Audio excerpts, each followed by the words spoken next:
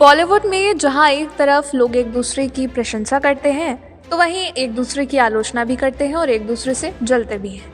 बॉलीवुड में ऐसी कई एक्ट्रेसेस रही हैं जो एक दूसरे से इतना जली कि उनकी कहानियां आज तक लोगों को याद है। कुछ लोगों को इनके बारे में नहीं भी मालूम है, जैसे कि माधुरी दीक्षित और अन्य बॉलीवुड अभिनेत्रियों के बीच की कथित लड़ाई अक्सर चर्चा में रही है, लेकिन कुछ लोग इस बारे में नहीं जानते हैं।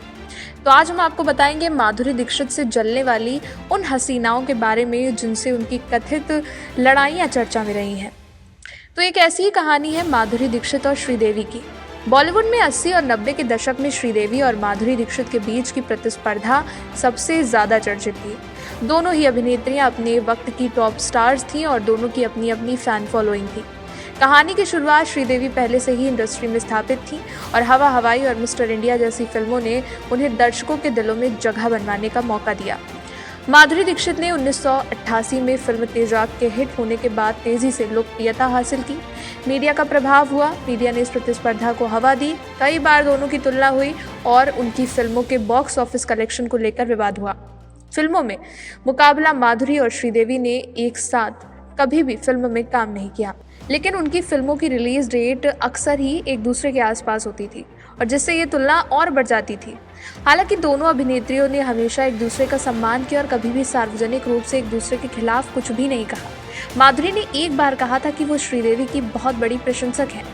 माधुरी दीक्षित और जूही चावला का भी झगड़ा कुछ इस तरीके का ही है।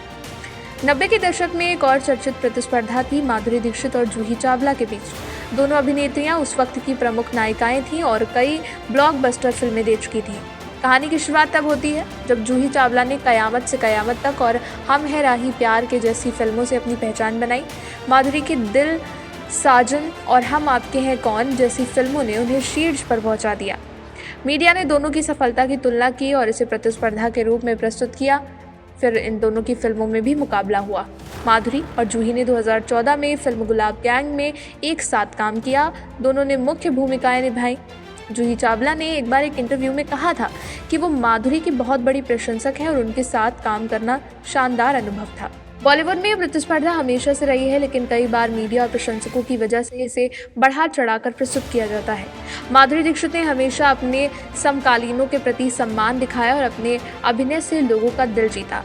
लेकिन एक बार जूही चावला ये भी कह चुकी थी कि वो माधुरी के साथ फिल्म नहीं करना चाहती थी और ये बात कुछ तब की है जब शूटिंग थी फिल्म दिल तो पागल है की, जिसमें माधुरी दीक्षित के साथ शाहरुख खान और करिश्मा कपूर नजर आए। तीनों की तिगड़ी दर्शकों ने काफ़ी पसंद की। वहीं बहुत कम लोग ये जानते हैं कि फिल्म के लिए करिश्मा के रोल के लिए मेकर्स ने सबसे पहले जूही चावला को अप्रोच किया था और इसका खुलासा जूही ने खुद अपने एक इंटरव्यू में किया था। उन्होंने कहा इस फिल्म में निशा का रोल उन्हें ऑफर हुआ था, लेकिन जब उन्हें ये जानकारी हुई कि यहाँ माधुरी मेल लीड है तो उन्होंने फिल्म करने से मना कर दिया। जूही चावला ने एक हैरान करने वाला खुलासा भी किया था। उन्होंने कहा कि माधुरी के साथ वो सेकंड लीड प्ले नहीं करना चाहेंगी क्योंकि उसमें उनका ईगो प्रॉब्लम बीच में आ रहा था। इस फिल्म को रिजेक्ट ही उन्होंने इसीलिए किया था। शाहरुख खान, माधुरी दीक्षित और करिश्मा कपूर की फिल्म साल 1998 में रिलीज हुई थी, जिसने बॉक्स ऑफिस पर खूब धमाल मचाया था। साथ ही इसे 11 फिल्म फेयर नॉमिनेशन मिले थे, जिसमें फिल्म ने 7 कैटेगरी में अवार्ड भी जीता था।